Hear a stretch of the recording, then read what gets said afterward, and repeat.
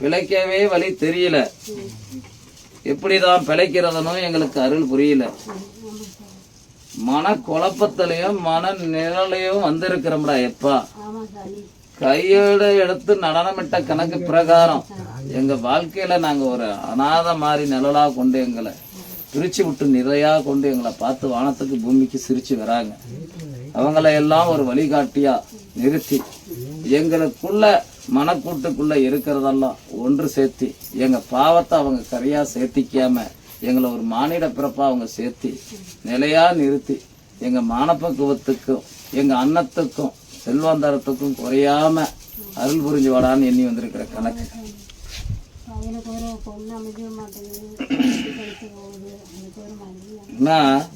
பலனுக்கு அறிஞ்ச கணக்கு நில பிரகாரம் காட்சி அழிச்சு நிலைக்கு அதிகொண்டு நடனமிட்ட கணக்கு பிரகாரம் பார்த்தா திருவோடு எடுத்து ஈசனே குதி கொண்ட கணக்கம்மா.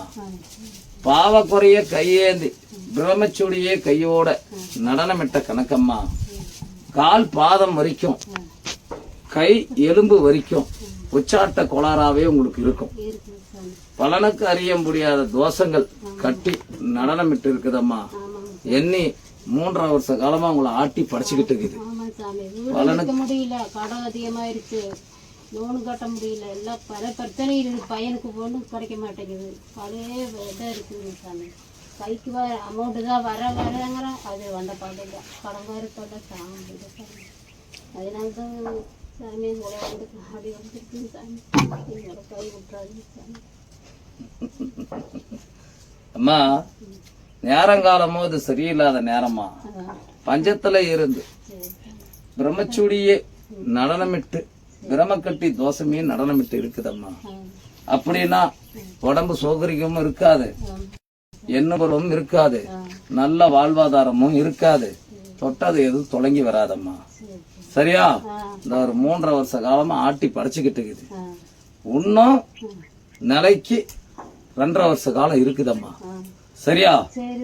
பலனுக்கு அறிஞ்ச கணக்கு பிரகாரம் நிலைக்கு அதிபதி கொண்ட கணக்குல ஒரு சலசல சல சல நீர் ஓடுற இடத்துல அகலத்துல சுரங்க நடனமிட்ட கணக்கு பிரகாரம் ஒண்ணு இந்த எல்லைக்கு போ, இல்லையினால் திருச்செந்தூர் ஆண்டவங்கிட்ட போய் அரோகரா முருகாங்கிட்ட போய் உத்தரவாதம் கடலிலே முழுகெடுத்து நடனமிட்டு அக்னி தோஷமே இருந்தாலும் பாவ தோஷங்களே இருந்தாலும் கரைச்சி போற அளவுக்கு முருகனோட ஆற்றல் நிறைஞ்சு இருக்குது அரண்மனைக்குள்ள. அதனால பாவ குறையாம பலனுக்கு அறிஞ்ச கணக்கு பிரகாரம் தீர்த்து எடுத்துக்குவான். அந்த எல்லையில போய் முழுகிட்டு நடனமிட்டு தீபகலாசாரமா எடுத்துட்டு வந்து தீர்த்தத்தெல்லாம் அக்னி தீர்த்தத்தெல்லாம் அரண்மனைக்குள்ள செலுத்திடுவீங்களா?